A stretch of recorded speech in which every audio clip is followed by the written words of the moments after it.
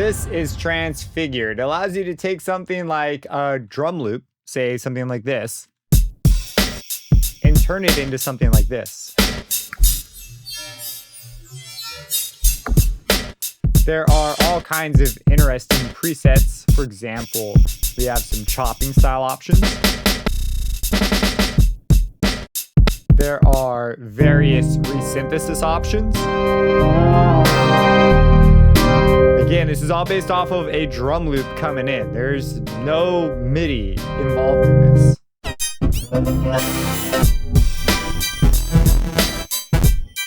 Come on down, maybe look at some spectral based ones. Just to give you an idea of what this is sort of intended to do. You could take something and you could do some interesting effect style things, or you could go down the rabbit hole, really the core of Transfigure, which is this Spectral Engine and this Resynthesis Engine. The Spectral Engine will take your sound, split it up into a bunch of frequencies, and then give you basically individual control over each of those frequencies. The Resynthesis Engine will use that spectral breakdown to inform itself on what oscillators to generate. So this is a bit different. Instead, it's going to play a bunch of notes based on our oscillator here. Each one of them will get its own oscillator, and then you could go in and create your sound this way. So if I go over to a default preset and we give it a listen, here's our spectrum being generated right here. We can give it a low pass, we can give it a high pass, and this is where it starts to get pretty crazy. So this band represents all the bands that are here, and we could do things like add gaps, holes in the band. We could shift them around. We can control how many there are, and you can get these different effects, and it goes further. You could come in, you could click on one of these masking areas or these band edit areas, and in here you can define each band. So each one of these is an individual frequency band that it's looking at, and I could control how much freezing, how much delay, the amount control. Each one of these corresponds to one of these controls. So if I added freezing to this, it's gonna freeze on specific spectrums. I could come in and control how much freezing. Maybe I don't want freezing on the low end. Maybe I want just some freezing on these higher frequencies. And this middle one I want frozen. You can do this per frequency. It gets crazy what this can do. If we come into the resynthesis area, it's the same thing, except for now, this is controlling every oscillator that we have an option to control. So now this is going to generate, we'll make them sine waves, a bunch of sine waves according to this input. There's a lot coming in. We could add a threshold to let only the highest energy stuff through. And that's what we're going to get to in this video. We want to go through every control, every setting, make sure that we understand what it does and how it works, because this is a super powerful engine, and honestly, it takes a little bit to wrap your mind around what it can do. But once you understand it, it is really fun to use, pretty straightforward to use. So let's start off at the top here. If you're just looking to get going quickly and try stuff out, the preset browser is awesome. You could come in here, try out different presets. You can move around the XY control to quickly try it out. Like here's how this bowed down sounds.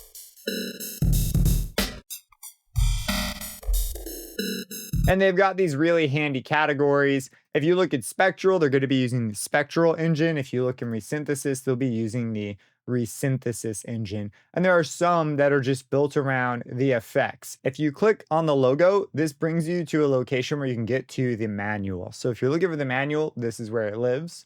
The wet dry mix actually has several options. You have linear mix, equal, dry plus wet, and wet only. So mix linear makes it so that the halfway mark is half wet, half dry. We could go completely dry or completely wet. And let's go ahead and give ourselves some effect here so it's pretty clear. That's the halfway mark. If you go for mix equal, there's going to be, again, dry, wet, but this uses an equal power curve, which means there's going to be an attenuation at that 50-50% mark. Dry plus wet, it starts out dry, and then as you go in, it simply starts fading in the wet signal till this is 100% dry and wet. So this is a bit different than the mixed modes where it's just wet when it's on this side. And then finally you have wet only, and this simply brings in or out the wet signal. So if we have it at 0, there's nothing, and then we can bring it in. So those are your different options. I typically have this on mixed linear. It's the default case. You've got your undo and your redo right here. And then the magic wand allows you to clear all modulation at once. So if we have a bunch of modulation assignments, like let's just say that I assign a couple of things, it can be kind of tricky to go through and pin down where these are. If you just want to clear everything, you can do that here. It'll clear them. The same is true for MIDI assignments. If you right click, there's a little MIDI icon. You can perform the MIDI assign feature. You could swap the effects down here. We have effects 1 and effects 2. This is going to change which effect is first in the signal chain. The one on the left is first and the one on the right is second. And then we have the random feature, which will just randomize everything and give us a crazy starting point. Yeah, and get pretty wild. So let's go ahead and undo that. In the cog area, you've got the ability to put the effects at the end of the signal chain or at the beginning of the signal chain before they hit the spectral and resynthesis engines. Or you pick one or the other. So it's not like you can hit both, but before it hits one of the engines. And you can, of course, rescale it. Right now, I've got it at 110%. At the top, we've got our modulation area. This is where all your different modulators live. You have the ability to create triggers, an envelope follower, random, and then you've got 4 envelopes, but calling these envelopes sells them a little bit short. They are full multi-stage breakpoint style envelopes. So they're like LFOs and sequencers in addition to being envelopes. And we can control their behavior by changing their trigger system. So they can work off triggers, they can work off of a one-shot mode, they can be moved through like a lookup table using the XY. So we're going to be looking at how to control some of these things. And that's the modulator area. We'll go over this in some detail next. But the other 2 main areas are the spectral and resynthesis areas. This is one area. It's the resynthesis area is how I like to think of it, where you have the breakdown of the sound and the reconstruction of it via the parameters here. So this is like how you can sort of do some pretty crazy frequency style stuff. And then at the end, our final section is the effects sections. So let's go through the modulation section, make sure we got a strong grip on this. The first thing you'll notice up here is this bands option. This is your trigger area.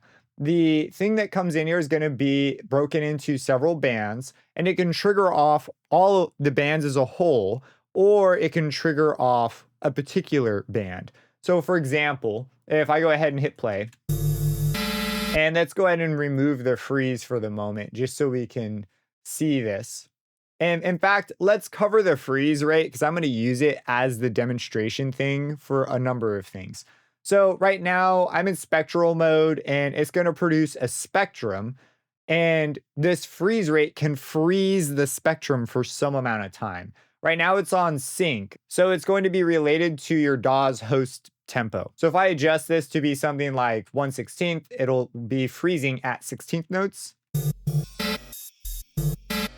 which sounds pretty nice actually, because it's being driven, by a drum loop. So it's going to work out to be rhythmically pleasing.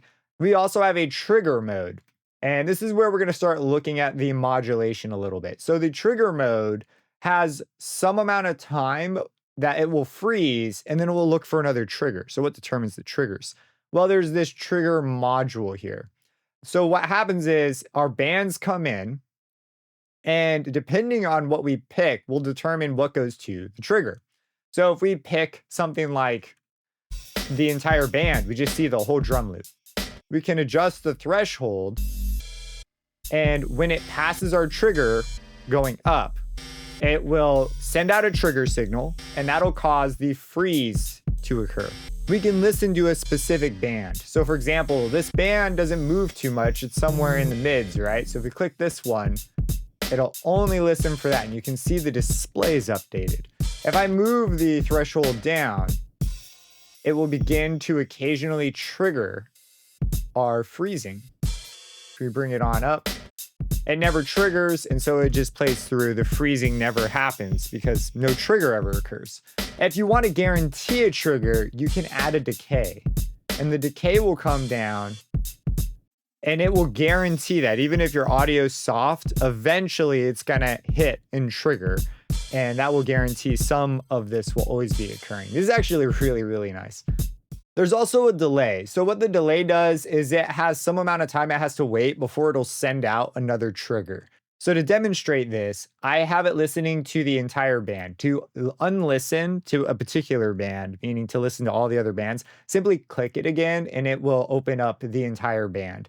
Now, right now, it's going to come in and just constantly trigger. We have it on re-trigger, so it's just going to constantly be getting triggers and triggering the freeze. And to the point where there are so many coming in that it's like the freeze isn't even happening anymore. And I can add a delay, which will force it to wait before it can send another trigger out to cause things that are listening for triggers to actually get a trigger. That's the whole idea of the delay. You can go ahead and smooth things out a little bit. So now we have the freezing again. If I go ahead and bring this back. And of course, these things are modulatable. And this leads to some very interesting behaviors. Like for example, I could give it a modulation depth with the X control. So when I move on X, I can control this. And now I have this cool way of controlling how much freezing happens. So on and so forth. Okay, so let's take a look here at double click, by the way, to reset. So if we click one, double click, it'll reset it. Okay, so that's the trigger area. We also have the envelope follower. The envelope follower, it has a pretty clear effect on what's happening in the trigger area as well. It is going to smooth out the attack and release of whatever's coming in. So if I have a signal coming in right now, we're listening to the whole thing, and I give it an attack, you could see I've effectively removed the transients. If I bring this back, we can start to bring the transients back. And if I give it a release, you could see how the release. So you can see how this affects in the trigger, but some modules, like for example, the envelopes, and anything that receives modulation can also receive directly from the envelope follower. So we don't need to necessarily use the trigger to use the envelope follower. We can use the envelope follower on other things. Like say, for example, I want the envelope follower to follow the volume curve. So I'm going to come in, I'm going to give the envelope follower a positive depth so that when the envelope follower is high, this control will be high. And I'll give it a long release. And this is just kind of a nice visual indication as well, because we're not relying on the trigger for this. We're just using the envelope follower. And if we listen, we can see it behaving like that. I could give it a really long release, and you can see it more or less is always on. If I give it a very short release, we get much more gated style effects. And I could listen to a particular band, like say this band, and it also obeys our band selection. So if we select everything, we can see it behaves a bit different. Go for a small band, smaller amount. Bring it all in, much further. And we have an amount control, and this allows us to drive controls like this much further. Notice that it does not affect the trigger, it only affects the modulation. So if I have a very small amount, it's very small, but over here it remains the same. So the trigger level is unaffected by this amount control.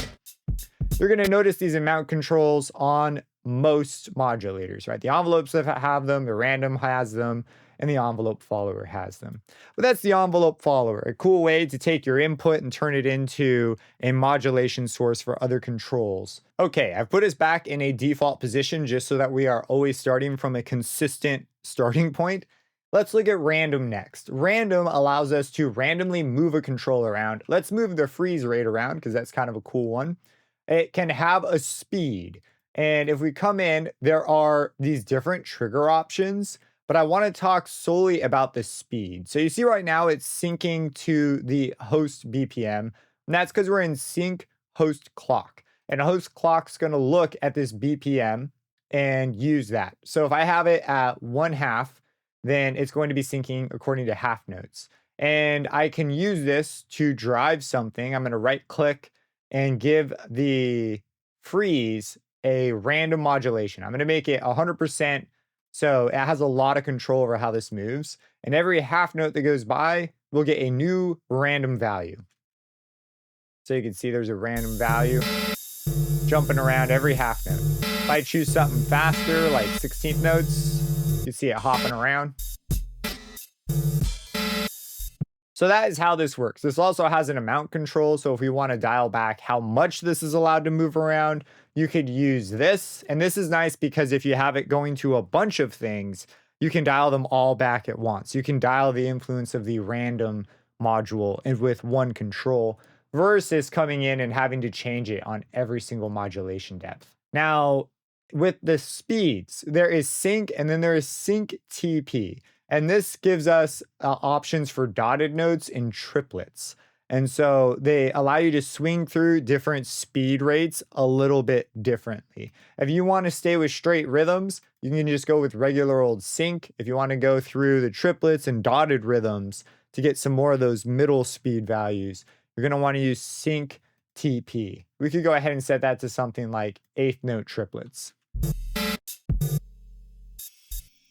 which right now it's grabbing at whatever's happening in the drum loop at that particular moment, which is why it sounds the way that it does. And then finally, we have one in seconds, and this is just going to wait some amount of seconds in order for it to grab. So if we have 1 millisecond, it's going to be grabbing all the time and be kind of crazy. Yeah, it's almost too much. Let's have it bring it down to 200 milliseconds. Okay. So now let's take a look at the other modes, and you'll see these modes occur at various places, but that's when you see these, that's what these are.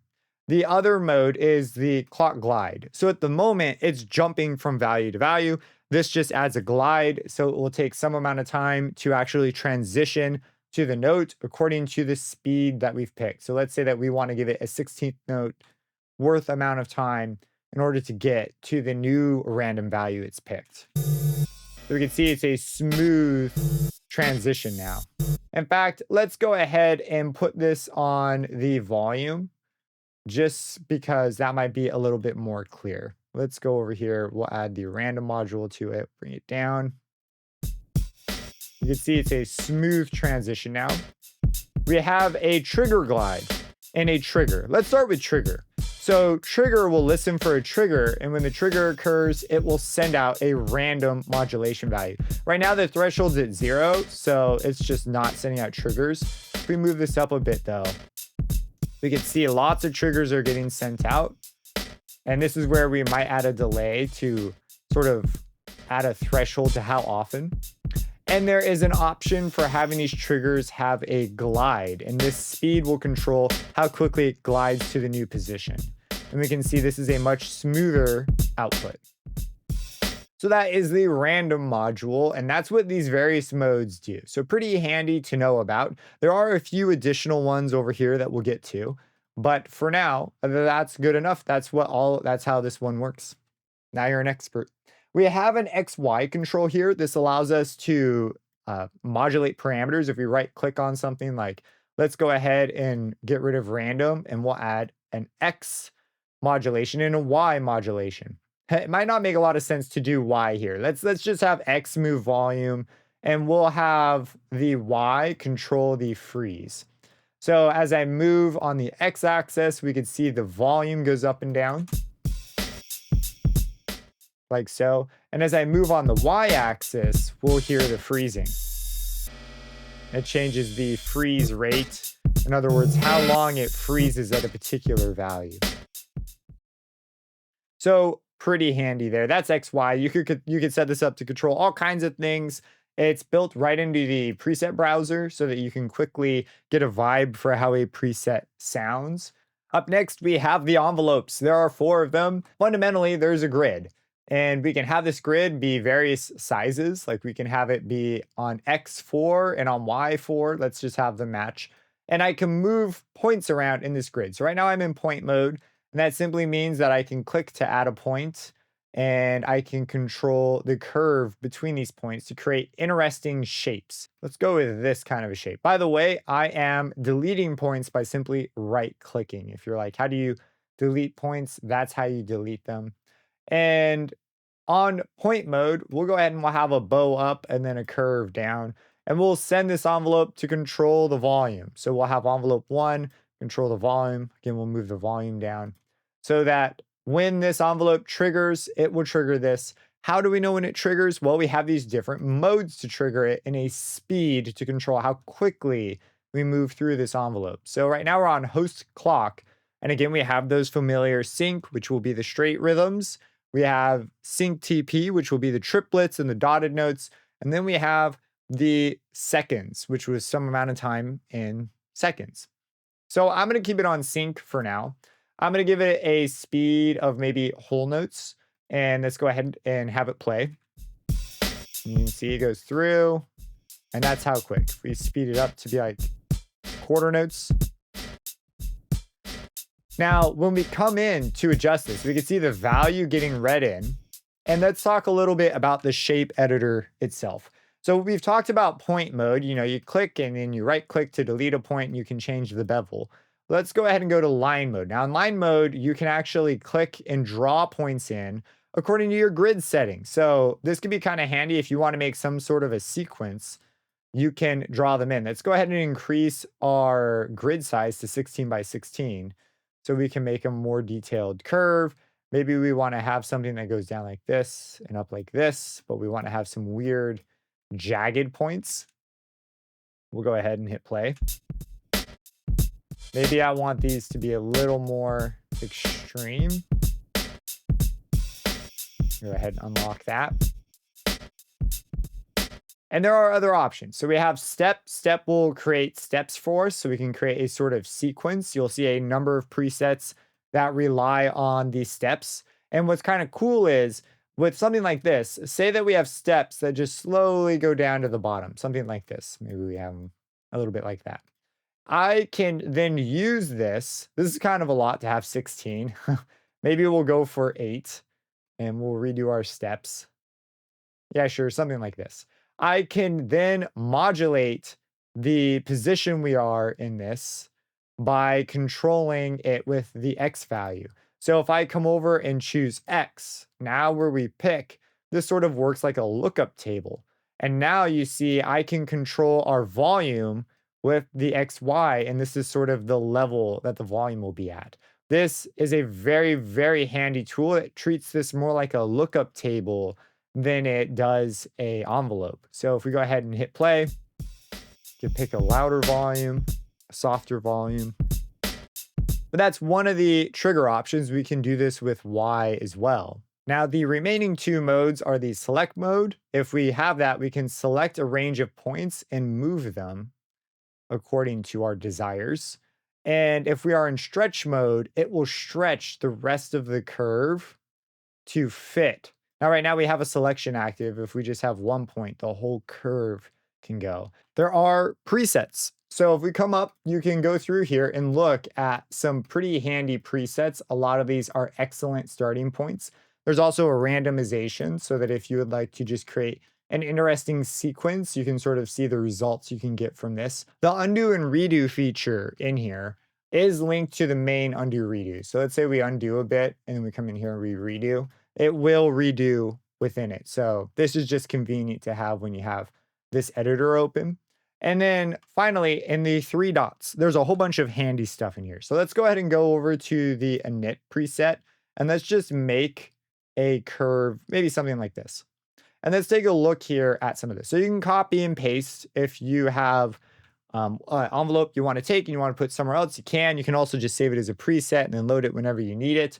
But there's also the ability to do things like normalize. So if we have some values that don't go up all the way, we can normalize it and it will automatically stretch it to fit the full range. We can flip it vertically, and this is extremely handy. We could flip it horizontally, so the two sides flip. If we go ahead and do something asymmetric like this, and then we flip it horizontal, we can see it comes on over here. We can move it left or right, and this will shift to the curve and wrap around and just sort of scoot it along its way. So these are very handy shape manipulation tools. If you want related shapes, or if you have a sequence, say we go for random, I will normalize it, I will copy it. Then I'll go on over to envelope 2, which I can do right inside here. I don't actually have to leave the menu. I can paste it, and then I can go ahead and do something like maybe we flip it vertically, and maybe we move it left twice, just cuz. And then I could come in and have something get controlled by this one and have something get controlled by this one, and they're related shapes, and that can sometimes lead to some interesting rhythmic things. All right, let's look at the trigger modes. These can be a little tricky, I think, to understand, because sometimes they have not too much of an effect, certain versions, and other times they can matter a lot. So here I've got it in host clock mode. This is the one we're the most familiar with. Let's set it up to something really obvious so that it's clear what's happening. So I'm gonna right click on the volume and just give it a depth from envelope 1. And I'm gonna put it at 0. So when this is high, this will be high, basically. So if I play right now, and we'll put it at like quarter notes, this is gonna be no surprise what happens, right? It's kind of as expected. It moves back and forth. Now, if I change the speed during this, every now and then, you see how it like teleports around? There's like these hops that it does. This is sometimes not what we want. Sometimes we want it to continue on its way and be a smooth transition. We can do this by using host play. Host play will have an internal clock that will look at how it should be changing from value to value. So if we change the speed during playback, it won't have this teleporting problem. It'll smoothly go to it because it has an internal clock that will notice, oh, the speed is updated. Let's get to that new value. Let's give it a listen. We'll go ahead and move it around. You can see the dot does not jump around. It is a smooth transition between speeds versus host clock, which can jump around. You see how occasionally it will jump back here. All that jumping right there. So that's the difference between the two modes. While we're here using these ideas, let's set up an interesting concept. So I'm going to go over to host play and set that up. So we've got our smooth transitions. Next, I'm going to go to envelope 2, and I'm going to go to step, and I'm going to set my grid to 4/4. I'm going to pick 4 speeds, maybe these speeds. I'll go ahead and normalize it just because, and we are going to use this one to modulate this one. So I'm going to right click, and envelope 1 will get modulated by envelope 2. So when this moves around, that'll move around. This is going to move through at a speed of whole notes. So every whole note, it will go through this, cycling through our 4 speeds. We could hook this up to the X so we could like pick a speed. Maybe let's do that. Let's set it up to X so that we can pick a speed. And you can see it moves around. And maybe at our highest value, we don't want it to be so crazy. So we could bring the amount down till we have something a little more reasonable. Something like that.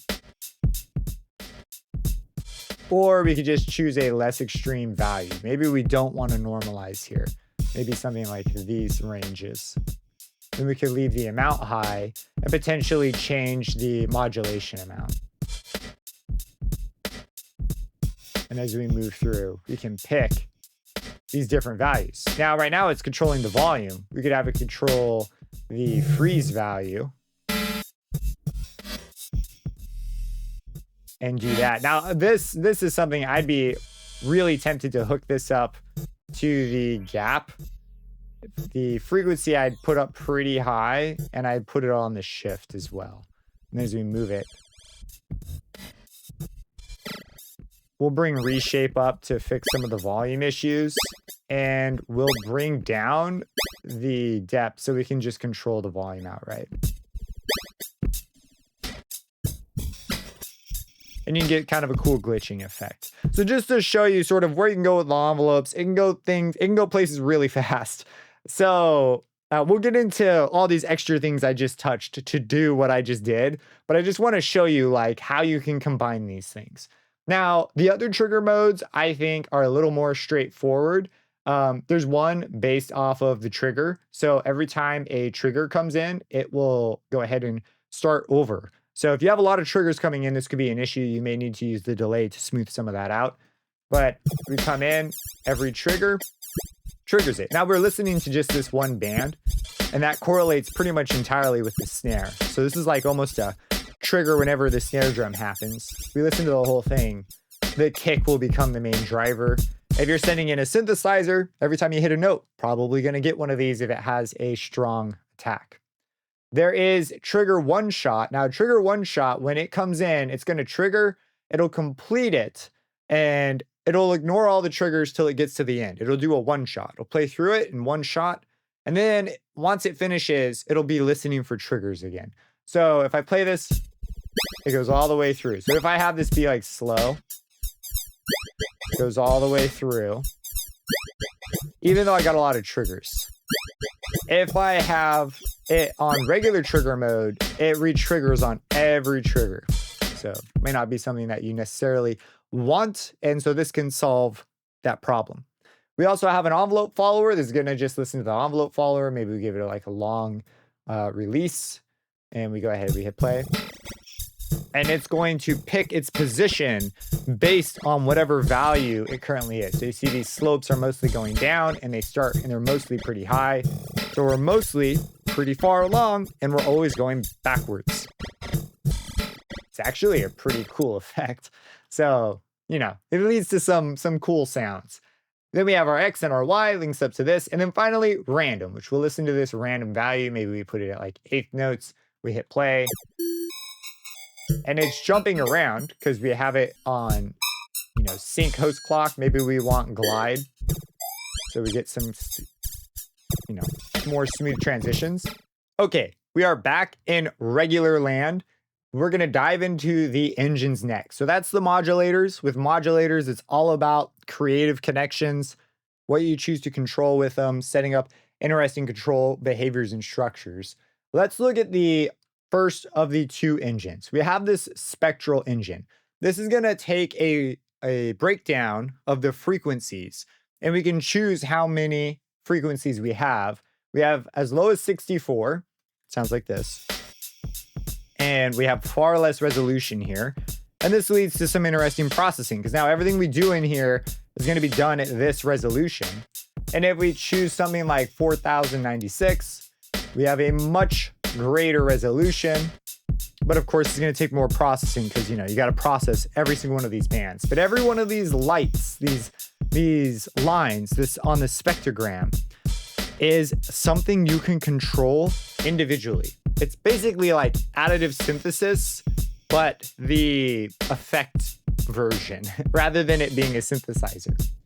So in here, we can choose to do things like every time this updates, that is a new spectrum that we could potentially play with.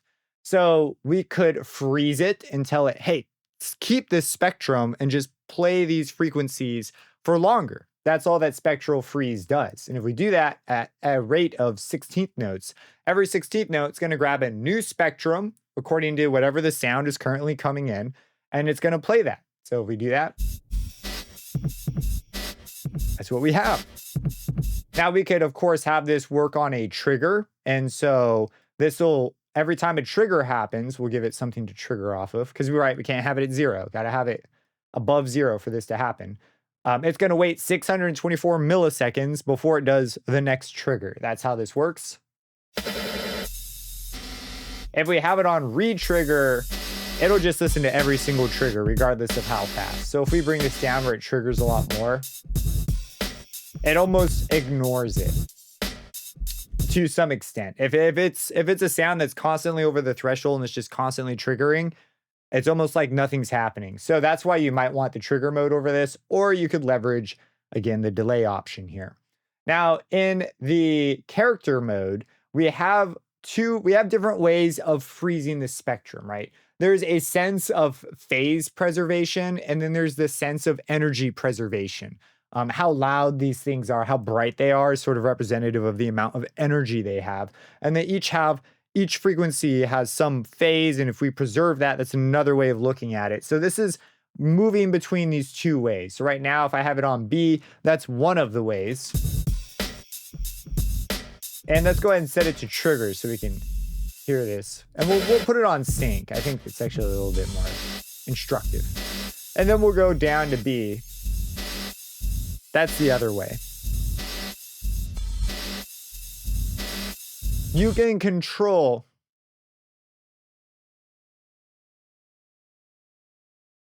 so I'll go ahead and set it to something like quarter notes. So that's one way A or B. I'm not sure which side. Just one of the sides. And here's the other way. There are just two ways to preserve the spectrum. Occasionally, you'll notice bigger differences. Maybe if we had like a low saw wave coming in, let's try that.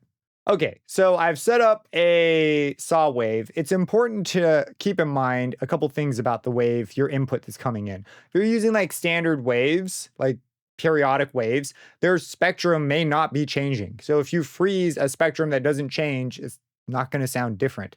So I have different notes coming in that will cause, different spectral things to happen. So right now the mix is completely off. If we hear it, it sounds like this. This is the input. It's pretty low stuff. I'm going to go ahead and bring up the mix. And right now we are going to be updating the spectrum every 16th note. And that's going to sound like this. Now we have some hanging. That's because we're on sync. So it's holding it for every 16th note. If I change it to something like re-trigger, it's going to do as many triggers as come in. And right now I have this so low that it's going to trigger on almost a waveform level. And that's what this sounds like. See, there's not a lot of hanging. And that's because it's triggering so often. If we brought the delay up, it can't trigger that much anymore, right? It has to wait. So we get this bleeding, almost reverb-like effect. Interesting thing to modulate potentially. If we go over to trigger, that's kind of like the delay control, except for we can control the length here. Make it shorter. But that gives you an idea of sort of what these different trigger modes can bring to the table. Now, if we look at the character preservation with this lens, let's go ahead and put it back on sync, and we'll make the sync 1/32nd note. And so that sounds like this. Let's make it actually a bit slower so that we hear the bleed a little bit more. And now if we go to the other one,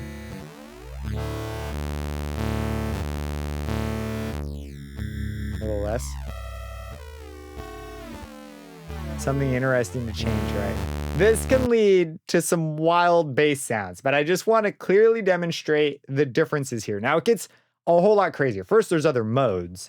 And inside, there is the ability to control the freeze parameter per band. So if we have something like it's coming in and, let's hit play.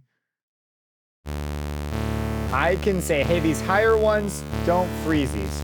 Only mess with the low ones. Maybe I have a small band in the middle. Maybe they change slowly over time. I can alter which bands I affect, like the edit mask here. So let's put them all back. So they're all being affected by this control, this freeze parameter equally. I could have it only affect some number of bands. You see these shapes? You can't see them because I'm zoomed out. If I go into 2, you can see. This is only allowing me to affect a certain number of bands. If I do 1 and 3, I can affect more of the bands. If I do 2 and 4, I can affect the other bands differently. And right now I'm zoomed in, so right now I'm only looking at the low end. If I turn that off, there's so much you can do with this here. So this is a per band mapping of that control. We can have it, each frequency can have its own thing going on here. There are presets that can be interesting to look at. If we have the edit mask on too, and we load a preset, we can see it only affects the band mapping that we have currently. If we wanted to only affect bands editable by 1 and 3, we could come in and give it a different one. We could randomize these ones. We'd have these ones be random, and these ones, these low frequencies up to the high frequencies, have this specific distribution. And they can lead to interesting combinations of things. Let's go ahead and affect everything equally. I just want to show you that it can get so wild. Let's go ahead and randomize it for a second. And I want to show you there is a copy, paste, and smooth, but you can also, if you hold control, you can shift it back and forth like a squeezing type of effect. And if you hold shift, you can shift. Literally, it's a great, they picked the right modifier for this because this is exactly what it does. You could shift it back and forth. So every one of these that you see is a mapping control for that particular parameter. And if you look at the top, it tells you what they go to. So we have the freeze one, delay, amount, release, and stereo, which are these different ones throughout. Let's go ahead and set these all to be equally affected, because when you're getting a feel for the plugin, I find this to be pretty helpful to have high. If we change it, there are these other modes. So this is just one of the options. If we come in here, we've got all these options. So let's go through them. We've got hold live. So when you pick a value, this is some frozen phase, and it's going to be frozen for some amount of time.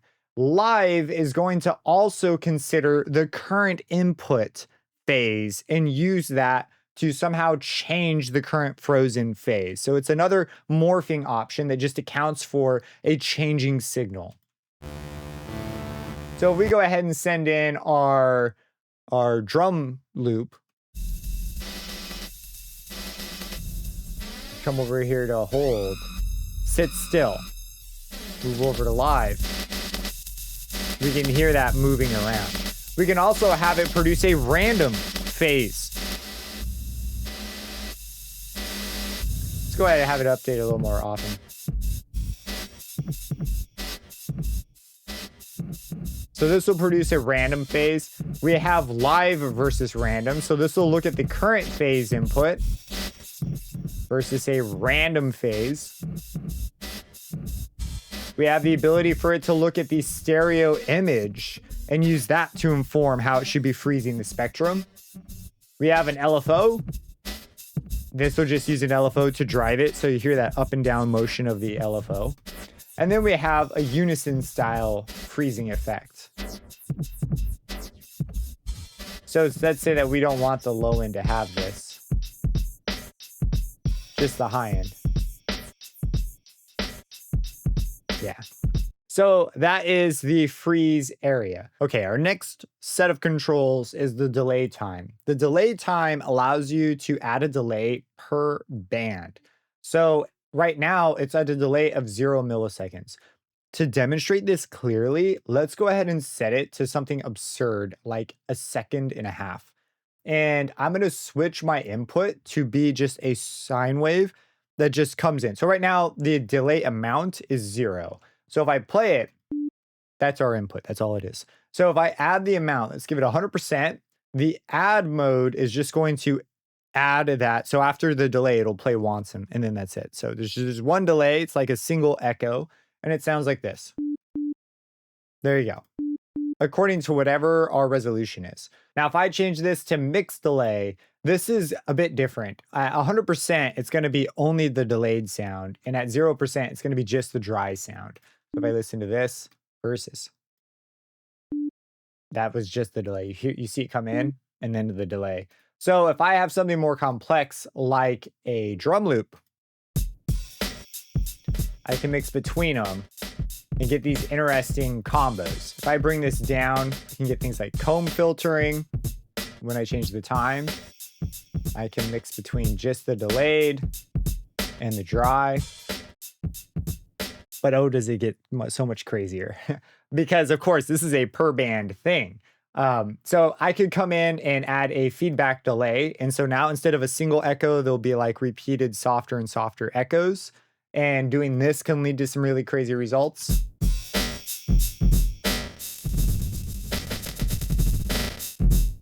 and I can invert the feedback or the phase, I should say. So per band, a phase inversion,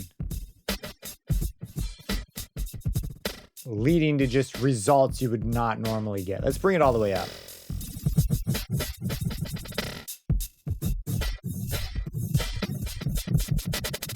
Worth messing with.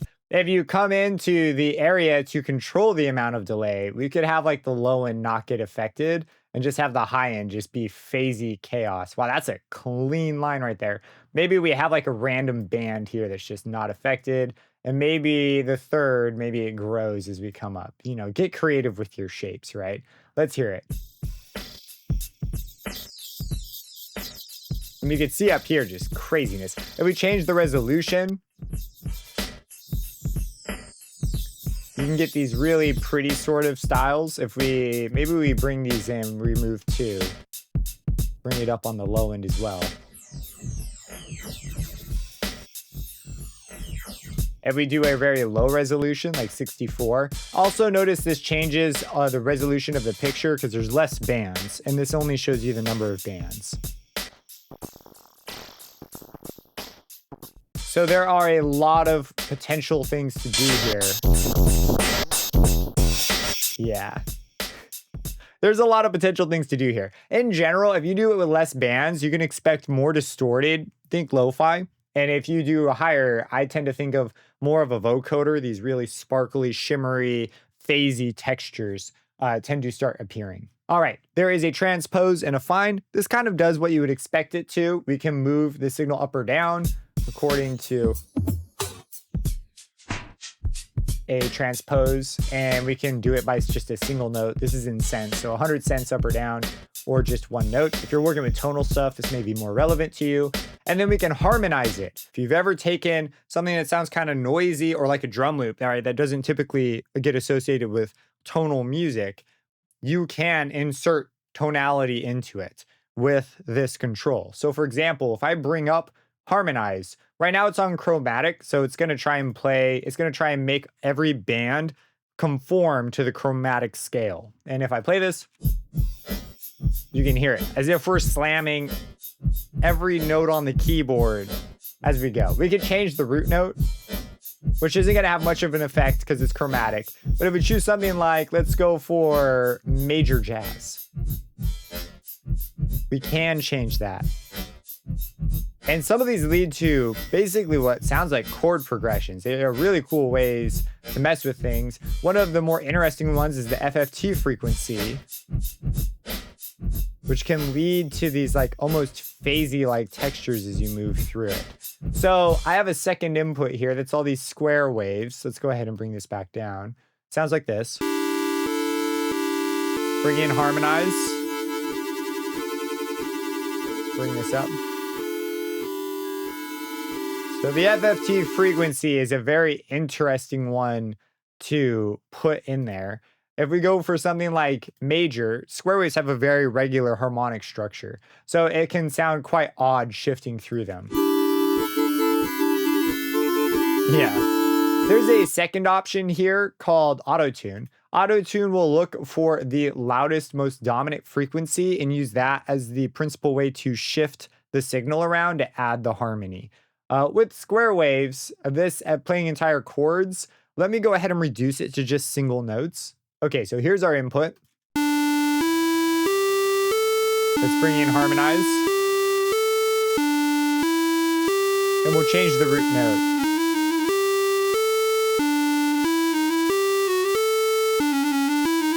If we go ahead and change it to something more interesting, like maybe the 4 majors.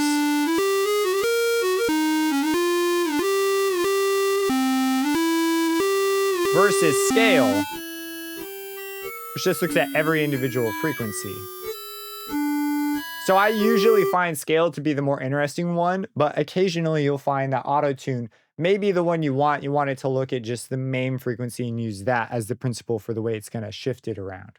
Attack and release control the amount of time it takes for each band to get going, i.e. the attack, but it's per band. So it's not kind of like a general attack envelope like you would think. If I bring this up, it's going to take each individual band in the analysis some time to get going. So if I have my drum loop coming in, it takes a second for every band to happen. If I bring this back, it can immediately happen.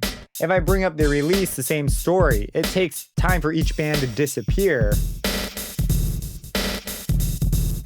And it can almost sound like a reverb in some ways. If I go over to the square waves, you can hear it's almost a reverb style texture. And you can adjust this per band. The amount and modifier controls allow you to change how these bands are let through. So for example, transient will only let transients through. Now keep in mind, this is a spectral process. So it's a little bit different than you might expect because every single band has its own energy level, which may or may not be considered as part of the transient. You can adjust this by adjusting the modifier. So if I bring this up,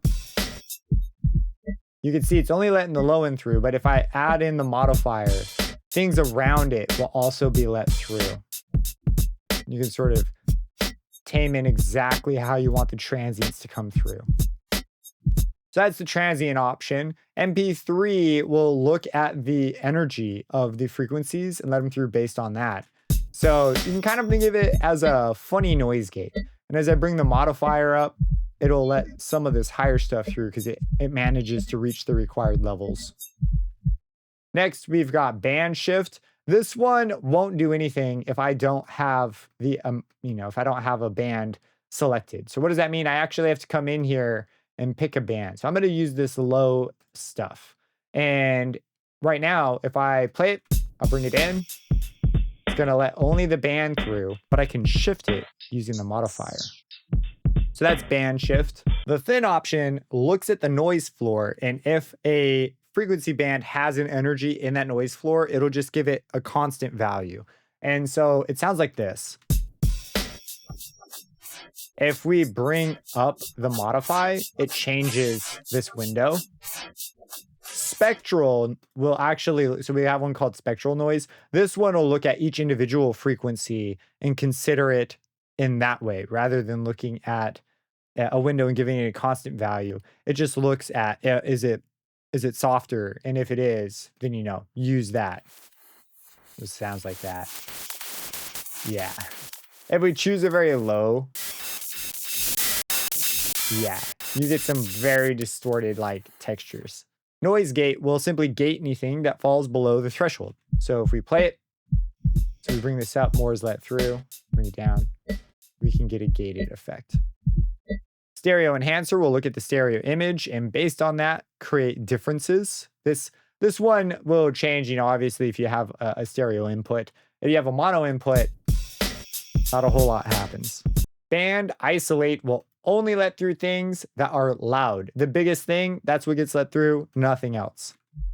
You see, that's going to be our kick drum in this case. We bring up the modifier, you can see it widens the amount of frequencies let through. Binary is a little bit like a noise gate, but signals that are louder than the threshold will be set to a specific level of energy, and signals that are lower than it will be set to 0. So it also clips the high end in a sense. So if we bring this in, that's what we get. Bring it up. And if we change it to a lower resolution, yeah.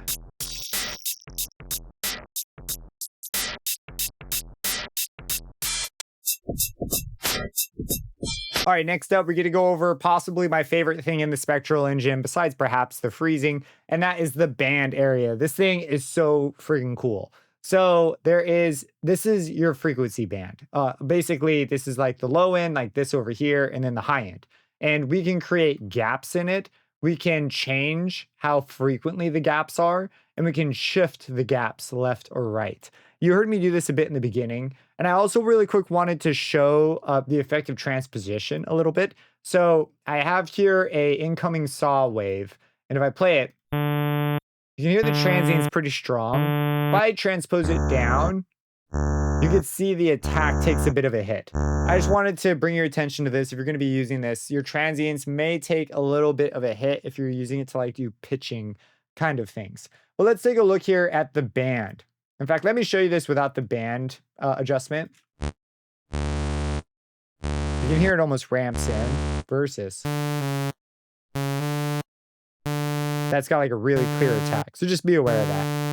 Now we can add gaps. You can see here's a gap. We can add the frequency of gaps.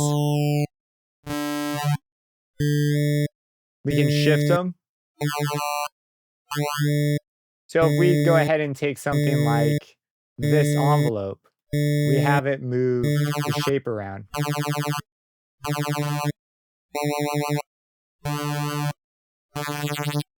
Maybe we have it also change the frequency. Change the gap size.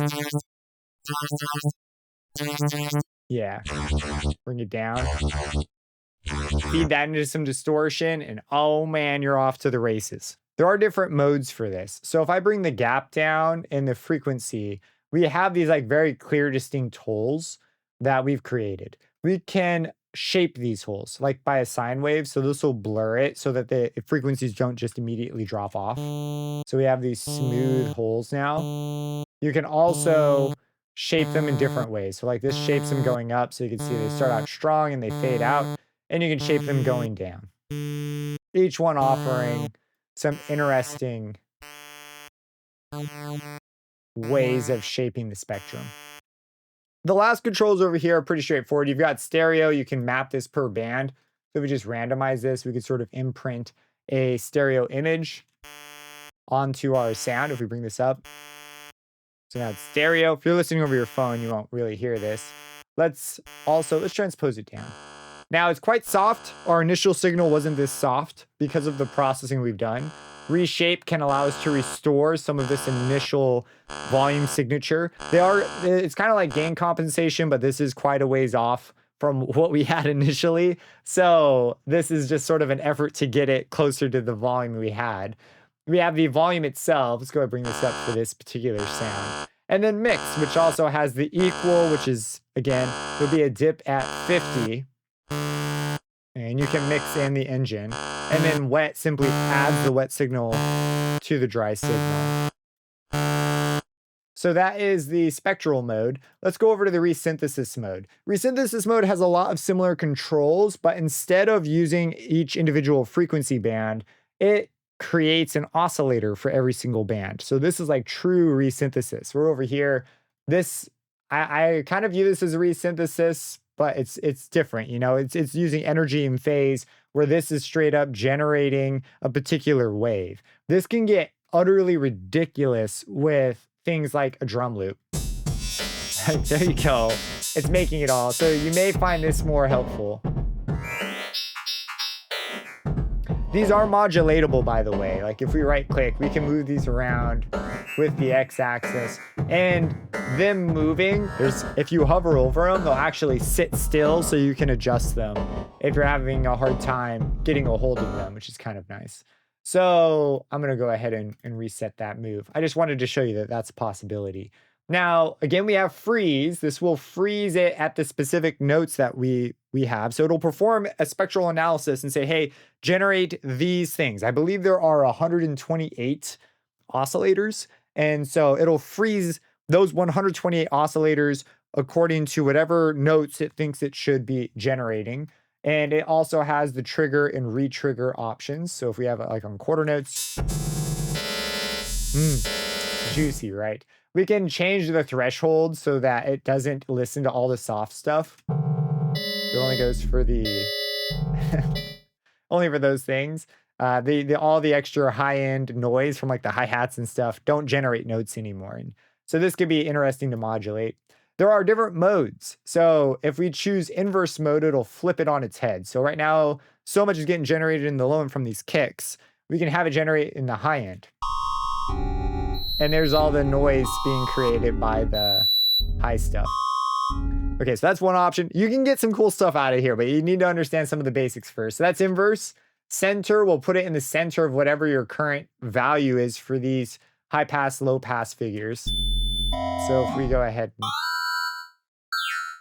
So if you're moving this range around, can be an interesting thing. And then border, we'll keep them on the two edges. So if I go ahead and give it something like noise, let's look at it with noise. I've put in some noise so we can see these different modes clearly. So normal will just, generate the notes how it thinks it should be. We adjust our threshold, we can sort of control this.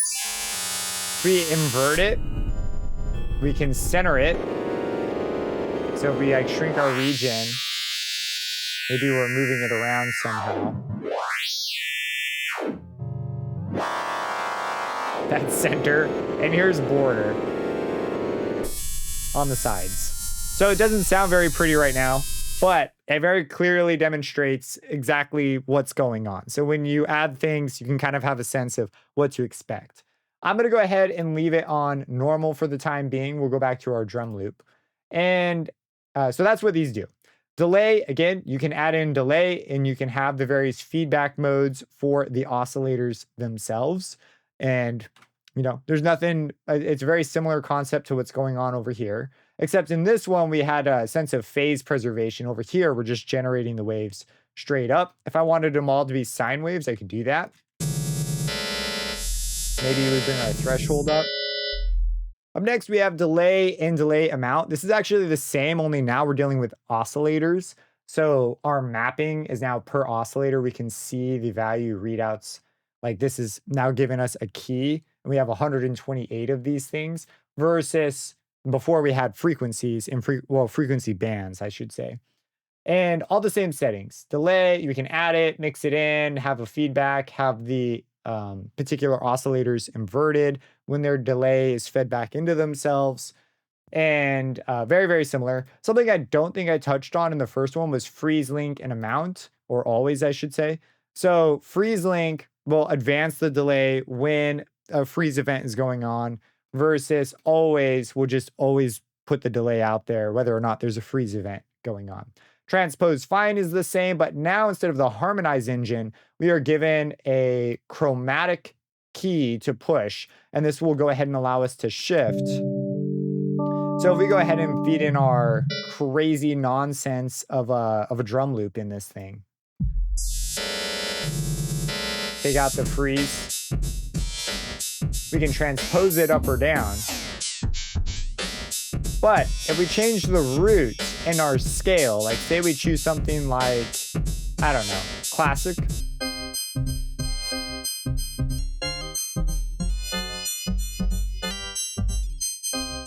That's pretty cool. That's coming from a drum loop.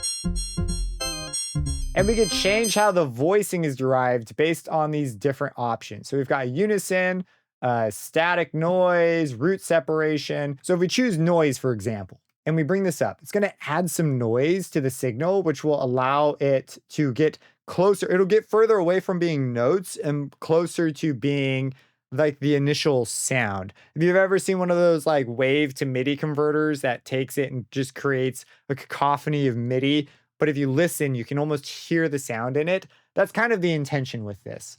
So if you play it, you can hear it. You can hear the drum loop sort of through it. Versus an interesting blending option.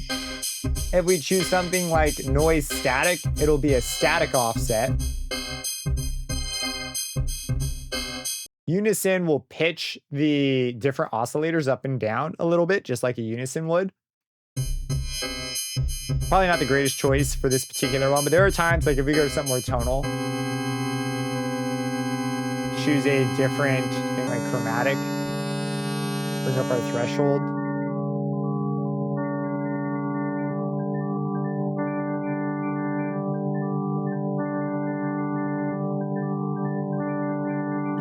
Bring in a reverb. I'd start going down some additional trains here, like if that was my starting position, but you can kind of get the idea. Root separation allows you to clear out the low end and just put down octaves essentially up to wherever you say. So if I go up like halfway, this low end's left alone, but we still have all the high end stuff there. If I bring it down, you'll see the low end comes back. And then my next personal favorite is the single note. So single note, we'll just try to play it with one note. Yeah. And if we bring up the voicing, it'll split out into two additional notes around it. But this plus the pitch mod here can produce some pretty interesting results. Give it like a square. Pretty fun. And then we have blend scale, which will blend between that and the particular scale. So if we choose something like, I don't know, let's go for 4 majors and then go back. We can blend between the two. So this is going to be pretty important to pick your mode. Understanding these modes is going to be a big deal. Like single note is obviously changes the results you're going to get dramatically. Same with noise. So understanding at least the big ones like single note, blend scale, and noise are extremely handy to know about. I grab those ones a lot. And then the difference in like static being like a static offset. So you get these more shimmery, phasey textures versus like noise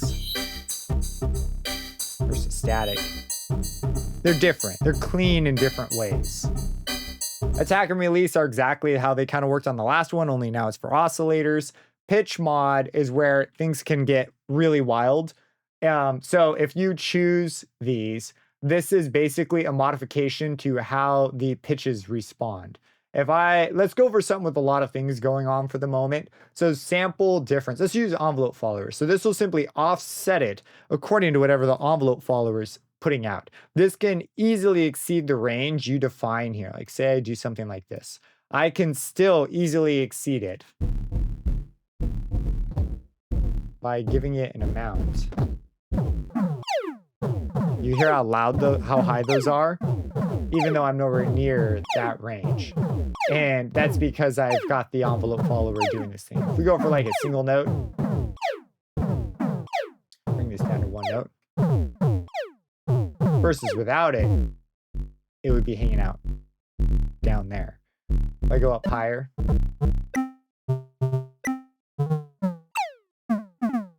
so just be aware it can break the range. Sample difference will add the difference between the current, whatever it thinks it should currently be, and the current value. There's a lot of these sample ones. So let's go over to like noise again. And we'll add this. Yeah. If we add negative difference, sample value would just add the sample value, the negative of that value. Offset is just an offset. LFO, we'll move it around with an LFO. We can control how much it glides. And then we can invert the LFO. Yeah, options. We have options for our wave. We can smoothly transform with this wave shape option. Perform pulse width modulation. Kind of makes more sense with a square wave when you see this. It's like a bend mode almost. FM. If you have FM, you can apply variations to the FM. 1, 2, and then you can also do bit crushing. We bring this down.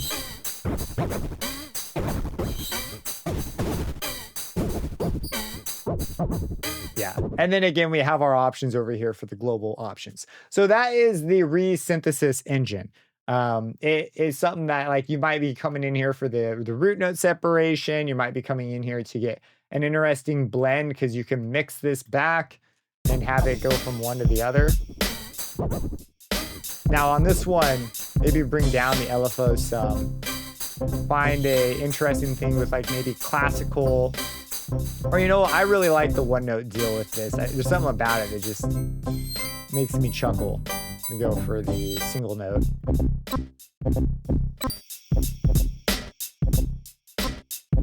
And it follows along great. It's awesome. I really like it. Okay, so let's look at some of the effects. Let me go ahead and go back to my default preset here. All right, effects. First, routing. Hits effect 1 first, then effect 2. You can switch them, and they do remember modulation. Like, let's say that you add a modulation here to the right delay. You're doing something crazy with frequency. Because when you change delay and modulate it over time, that translates to a pitch change. There's already a pitch option in here if you wanted to have one of those. But if say you wanted the effect 2 to get hit first before effect 1, you can do that by simply coming to the star and choosing swap effect. And now it's the second one in the chain versus the first one. If you go to the cogs, you can also put the effects first before it goes through any of your engine stuff, or you could have them at the end. We talked about this at the beginning, but just as a brief reminder, by default, they're at the end of the chain. Now, in the delay, you can delay the left, the right. You can control the timings for this delay. We've seen these settings in other locations, such as over on the envelopes. We have the ability to control the feedback, how many echoes are allowed to go through, versus if there's no feedback, there'll just be the one delay, the one echo. We can change the pitch on every time it goes through, and we can control the panning. I want to pause on this pan control really quick. It has a few strange options. I've constructed a signal that's got a saw on the left and a sine wave, a high frequency sine wave on the right. So it's really clear that there are two differences between these channels. I'm going to go ahead and bring it up to 100% mix. This is what it sounds like. That's what it sounds like going through the delay. If I pan it, I'm panning the input. So if I pan it to the left, you can hear the high frequency sine wave is gone now.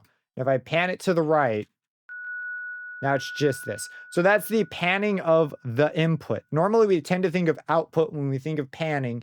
This pans the input, which allows you to select what's going to go into the delay if you do have a stereo signal. So just be aware of that. But there are other options. There's a feedback mode, and this allows you to pan the feedback only. So right now, this is the feedback.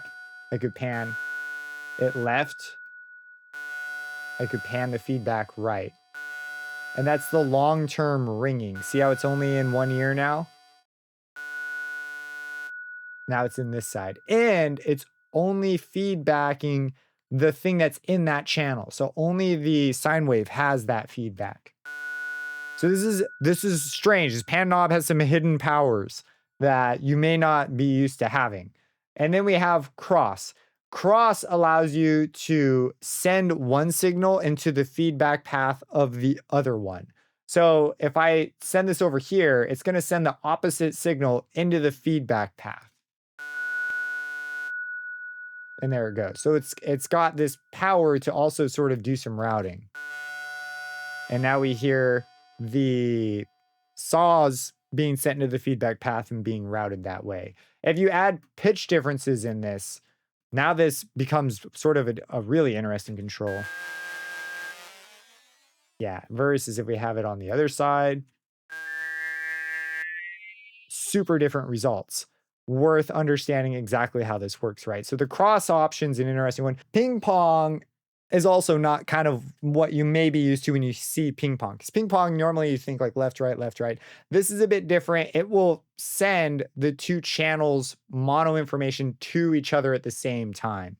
So if I go ahead and pan to the left, and I have the pitch going down now, versus to the right, it'll flip. So that's how that works. An interesting control, a very unique pan knob. Kind of cool. You've got a filter that can do a high pass, low pass, and comb filtering. Resonance for the filter, and then the input, so you can control how much is being driven. If we bring this up, can drive the input into the delay. There's a phaser with a frequency control. The amount of feedback, which could be normal or inverted. I keep it high. Number of poles. An LFO to drive it. We could choose a whole bunch of different types of LFO. A speed. Yeah, you can hear it doing work now. That's the phaser. There is a filter. Some of the filter presets. Let me just show you some of the filter presets are really nice. We go over to generic. Filter 1. That's what it sounds like. You can hear it moving around though, but we have options for all these different filter types.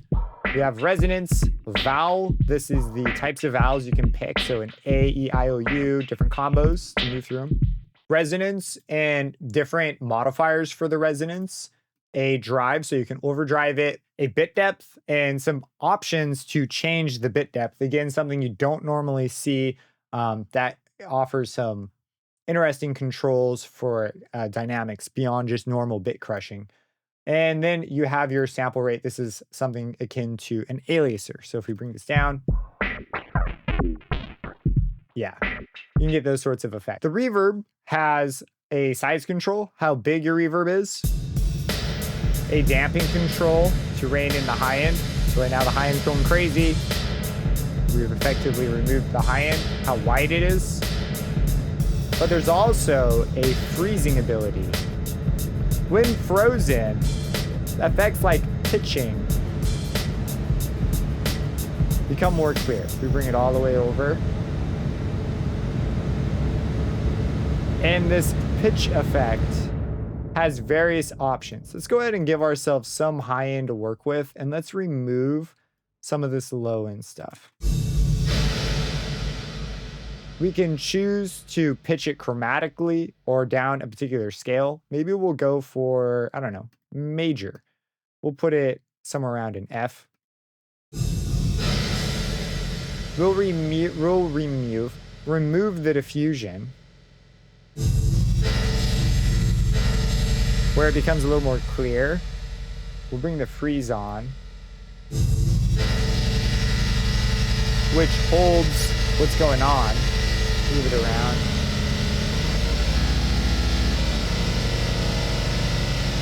Now if we send in a signal, let's bring the freeze off. Yeah, that's something you got to remember if you do this, or if you modulate it, you got to make sure that you have some way it turns off eventually, because it won't turn off on its own.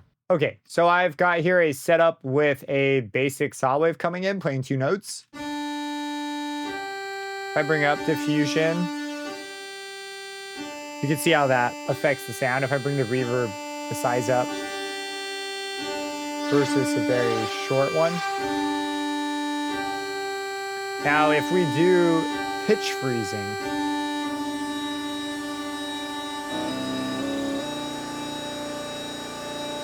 we could choose a different thing, like maybe minor, chromatic, back to minor. We can change the octave.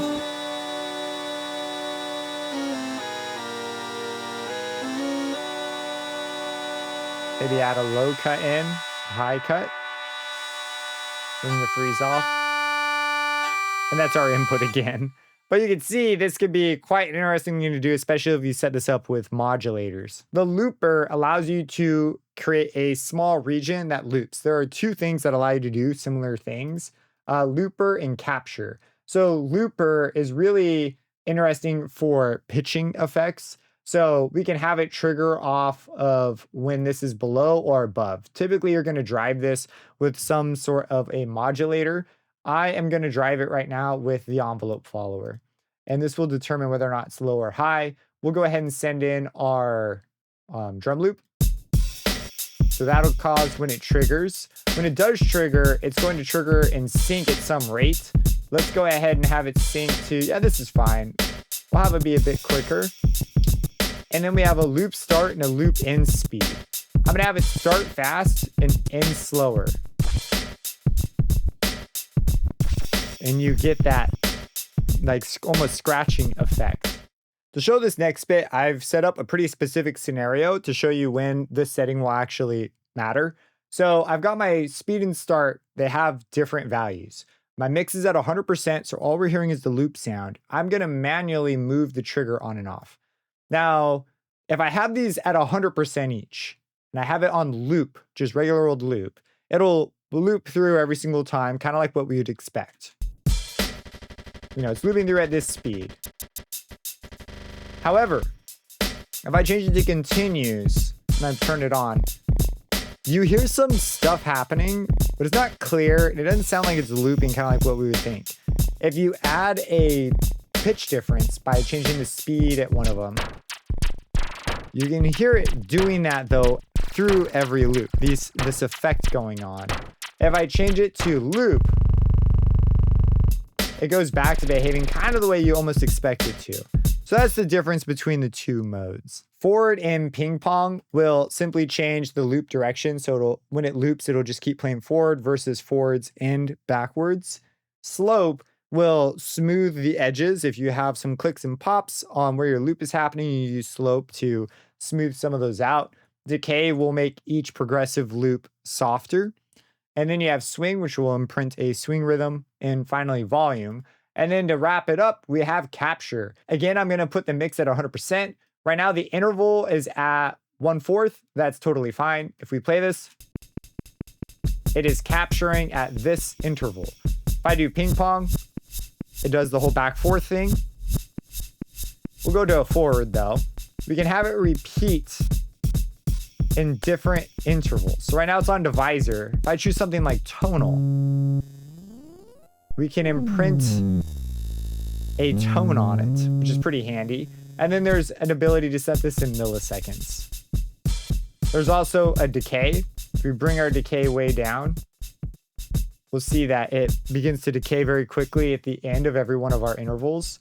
If we loop hard, you can hear it becomes more of a chopping style effect. And then interval will be related to the interval value we've set here. So if we choose a longer interval, it'll take the whole interval, or if we choose just a little piece of interval, it'll go much quicker. We can pitch these up, down. If we go for tonal, this might make more sense. Maybe we capture our interval much quicker. It up and down. Plus or minus 12. We can also wrap it. Go up to 2 octaves of that. Give it a bigger stereo image and amplitude. So, and here lives a very interesting tonal option versus just your standard sort of loop. It's kind of like the looper, except for it works on an interval instead of a loop region defined by some trigger. That's the big difference between the two. So that is Transfigure. That's the whole deal. If you have any questions about it, feel free to let me know. There are a bunch of presets in here that are pretty awesome. I'll just show you through some of my favorites. So these are the ones that I really like in the default preset bunch. I think these sound great. They're really cool. A lot of really useful stuff in here. I don't remember if I put the filters. I picked one of the filter ones. There are 3 of them. They all sound cool. But this one in particular is pretty interesting. And as you go through, you can like pick one. And you can kind of pick, how's it doing that? Like we hear chopping and glitching effects. So we know a looper is involved here. We can see how the modulation's set up. We can see the engine and the mix is at 100%. So we are taking advantage of the Spectral Freeze in interesting ways. We move this around. And you can begin to sort of break down how each preset's doing its thing. Like you hear something like this immediately. Resynthesis Engine, you've got sort of an idea. The voicing options is what you might look at using unison with major jazz. And you know, away you go. You're making interesting style effects. If you have any questions, feel free to drop them down below. Subscribe and hit that bell icon for future videos, and have a blessed day.